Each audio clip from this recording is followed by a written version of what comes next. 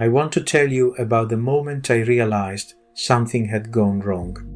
It was day 14. I was reading through the archive of the Zandoria Herald, this newspaper I built about a country that doesn't exist, and I found 2 articles published 5 days apart. The first one said agriculture in Tierra Verde was suffering through a severe water shortage. Crops were failing, farmers were cutting back. The second article said water exports from Tierra Verde had hit a record high. Both articles were published by the same reporter, about the same region, in the same fictional country where I had set all the rules. I sat there looking at them and I thought, the system I built to be reliable has contradicted itself in the most obvious possible way, and nobody noticed. Not a single reader flagged it, not the verifier. Nobody. It just sat in the archive, coherent sentence by coherent sentence, incoherent story by incoherent story. That's when I understood what I'd actually built and what I needed to fix. Welcome back to the post-project world. I'm Luigi Pascal Rondanini. Last episode I introduced the paradox that's going to run through this entire series. The more constrained an AI system is, the more reliably autonomous it becomes. Today we're going into the first project that proved that, and then almost disproved it. The Zandoria Herald, a newspaper for a country that doesn't exist. Let me explain what Zandoria is, because if you haven't come across it, it sounds strange. Zandoria is a fictional republic. I invented it. It has 4 regions spread across 4 different continents: Latin America, Central America, Eastern Europe, Southeast Asia. They're separated by thousands of kilometers of ocean. The regions are called Tierra Verde, Costa Mar, Nord Europa, and Oriente Moderno. The federal capital is a city called Meridian, set on an island in the middle of the Atlantic. The currency is the florin. The official language is Esperanto, which is itself the most politically neutral choice imaginable, a language designed to belong to no one nation, given to a federation that spans the entire world. The Republic has a president, currently President Vero, a prime minister, a federal assembly, 4 regional assemblies, a national archive, a coat of arms, a flag, a motto, uneco in diverseco, unity in diversity. None of it is real, all of it is designed.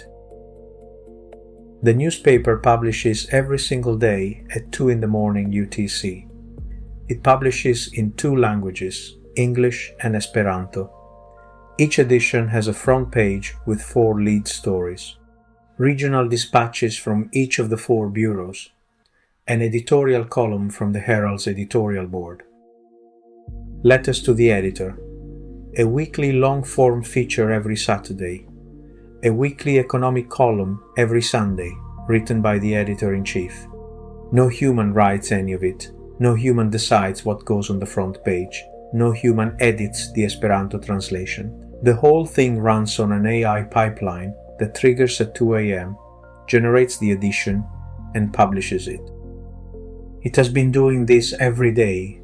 Subscribers read it. They treat it, within the fiction, as a real newspaper about a real place. So why fictional? This is the question I had to answer for myself before building the system. The answer is about constraints, but I want to be precise about what kind, because the setup could mislead you. I didn't control the facts, I controlled the frame. I proposed the initial constraints, the 4 regions, their names, the geography, the reporters, the federal structure, the currency, and then I let the agents go. Every story that has ever run in the Zandoria Herald, every drought, every cooperative vote, every federal infrastructure bill, every trade conference Adrian Solano attended in Brussels, the agents decided all of that. I never chose what news would happen in Zandoria. I proposed the world. The agents built it. Zandoria's history is theirs, not mine. I read it in the newspaper like everyone else. The frame was supposed to make verification easy, because the edges were explicit. Unlike a real country, where facts are disputed, history is ambiguous, sources contradict, Zandoria has hard edges. The 4 regions are on 4 different continents, separated by oceans. Any article suggesting there's a land border between them is simply wrong. Measurably wrong. Verifiably wrong. That was the theory. Here's what I thought would happen. I would define Zandoria clearly. 4 regions. Their capitals, their populations, their economies, their reporters. The AI would read these definitions, generate stories that fit within them, and the verifier would check each story against the definitions before publishing. Clean, reliable, constrained. The reporter for Tierra Verde is Sofia Mendoza. She covers agriculture, culture, sustainability. She's based in San Vicente. Her voice is warm, plain-spoken, attentive to the season. She quotes farmers by name. She tracks coffee prices and cooperative votes and the slow business of rural governance. The reporter for North Europa is Ingrid Lindqvist. She's based in Bratislava Nova. She covers infrastructure, institutional processes, the steady machinery of governance in a region that runs on procedure. The reporter for Costa Mar is Mateo Reyes, Puerto Azul, ocean economy, coastal development, maritime trade. The reporter for Oriente Moderno is Mei Tanaka, Nueva Singapore, technology, innovation, the frictions of a region that runs fast. And then there's Adrián Solano, covering international affairs, the Republic's place in the wider world. Each one has a name, a region, a beat, a voice. The constraints were there, the structure was there. So what happened? The first 2 weeks happened. Sofia wrote about a water shortage in Tierra Verde on day 3. On day 8, she wrote about record water exports from the same region. Both articles sounded exactly like Sofia, same warm voice, same careful attention to the farmers. Completely coherent sentences, completely incoherent facts. Ingrid wrote about a federal infrastructure bill that was narrowly passed by the Federal Assembly on day 5. On day 9, she wrote that the same bill faces an uncertain path through the Assembly. Nobody caught it. The AI invented a city I'd never established. It appeared in 2 articles with a name, a population, an economic character, and it didn't exist in any of my definitions. The AI had simply decided Zandoria probably had a city like that and filled the gap. In one article, Adrián Solano was at a trade conference in Brussels. In another article, 3 days later, he was simultaneously at a diplomatic summit in a different city. 2 places at once. Nobody caught that either. Why did all of this happen? Because I had written descriptions, not a database. Sofia is warm. Tierra Verde is agricultural. North Europa runs on procedure. These were guidance, instructions. And instructions tell an AI what to do. A database tells an AI what is true. When AI systems generate content at speed, they fill gaps with plausible sounding inventions whenever the instructions run out. They don't violate the rules on purpose. They confabulate. I hadn't said how much water Tierra Verde had. I hadn't said whether the infrastructure bill had passed. I hadn't listed all of Zandoria's cities, which meant the AI was free to invent them. The constraints I thought I had built were suggestions. And suggestions aren't constraints. So on day 14, I stopped the system and redesigned it. What I built was what I should have built from the start, a canonical fax document. A single source of truth that every AI agent in the pipeline reads before generating anything. The 4 regions, their capitals, their populations, their economies, described in enough detail that the AI knows what it can and can't say. The currency, the florin, symbol, H, always the florin. The federal capital, the constitutional structure.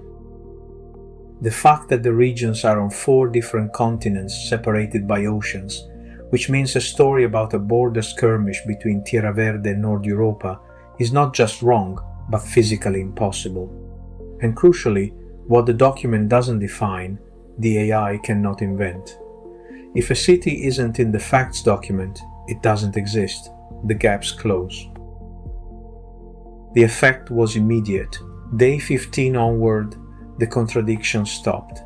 Not because the AI got smarter, the model was identical, but the constraints were now structural instead of behavioral.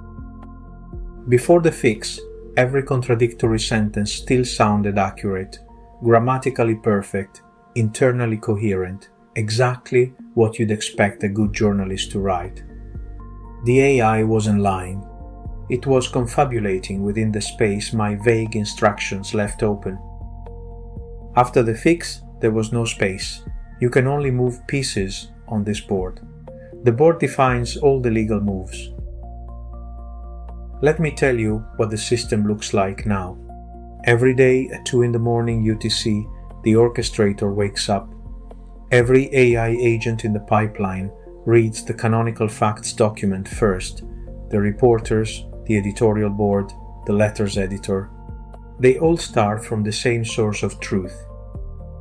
Then the front page, 4 stories ranked by importance, each assigned to the reporter whose region it belongs to. Then the regional dispatches, going deeper than the leads. Then the editorial board, a separate AI persona that speaks in first-person plural, we, structurally distinct from the reporter's individual voices and from the editor-in-chief's singular column on Sundays. Then the letters editor curates reader correspondence. Then a verifier checks the full edition against the canonical facts. Then the edition publishes in English. Then the whole thing translates into Esperanto and publishes again, every day, at 2 a.m. Now here's the part I didn't anticipate. The reporters maintained their voices even as the constraints tightened. I thought tighter rules would flatten the writing, make Sofia sound like Ingrid, make Terra Verde dispatches sound like North Europa dispatches with the nouns changed. That's not what happened. Sofia still sounds like Sofia, warm, rooted, attentive to the harvest.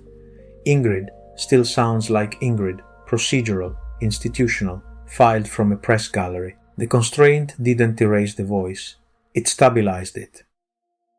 When the AI had too much freedom, it had to reconstruct Sofia from scratch every time, and the construction drifted. When the AI has structural constraints, it doesn't have to guess. Sofia covers agriculture in Terra Verde. That's structural, not a suggestion. The AI doesn't decide whether today is an agriculture day. The decision is made. And within that constraint, the voice emerges naturally, because the voice was always in the constraints, not in the freedom to ignore them. Here's what this means beyond Zandoria. When I was forced to make Zandoria explicit, the constraints weren't just for the AI, they were for me. Writing the facts document forced questions I hadn't asked. What is the florin worth? What is the constitutional relationship between the federal government and the regional assemblies? Who wins when a governor disagrees with the Federal Assembly? What are the institutions, their names, their roles, their seats? I couldn't be vague about a fictional world, because vague fictional worlds don't cohere. That discipline of answering hard questions before the system runs turned out to be most of the work. And here's what it prevents. If you remember the 3 failure modes from last episode, systemic bias compounds silently, single verification gates break, and systems run constantly with no moment of reconsideration. The facts document addresses the first directly. If the AI has a slight tendency to write crisis stories about Tierra Verde, the document pushes back. The cooperatives are expanding. The specific projects are listed.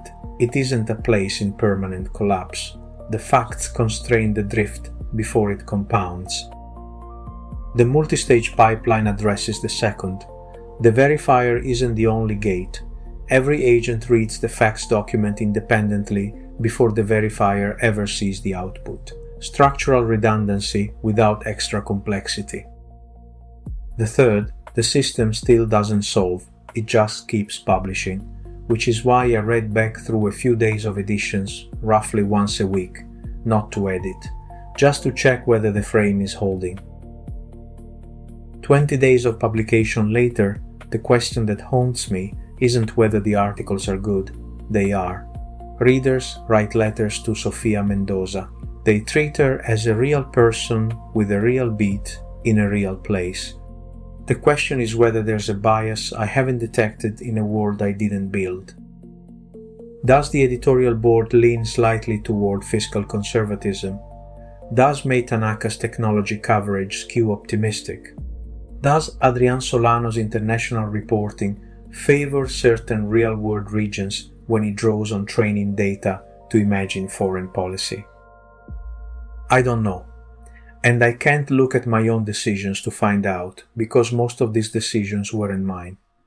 I propose the edges. The agents fill the middle. If there's a bias, it's in what they chose to emphasize, not in what I told them. The frame at least gives me a way to check. How often does each region appear in crisis framing? Which sectors get positive coverage?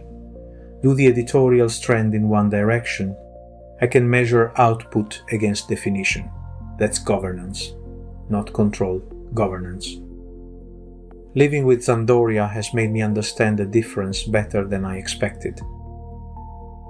So here's the actual insight. What made the system reliable after day 14 wasn't taking back control, it was making the frame more explicit, stopping to describe what I wanted and starting to define what was impossible. No land borders, no invented currency, no invented cities, not rules. Structure, not instructions. Constraints on what can exist. And within those constraints, real autonomy. Sofia decides what the harvest story is. The editorial board takes positions. The editor-in-chief's Sunday column goes where it goes. I'm not its author, I'm its reader. The lesson for any autonomous system: you don't have to control the output.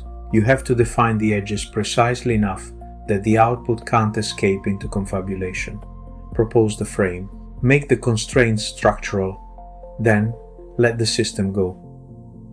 That's governance without control, and it works as long as the edges are yours. Real countries don't come with explicit edges, which is the harder version of the same problem and the one the next project tried to solve. That's the bet La Veduta made. Not a fictional country, a real one, Italy, but with a radical constraint on sources. Only international press, never Italian media, only what the outside world sees about Italy. Different mechanism, same underlying idea. Can a constraint on inputs do the work that a fictional frame does? We'll answer that next episode. I'm Luigi Pascal Rondanini. This has been The Post-Project World. We'll see you then.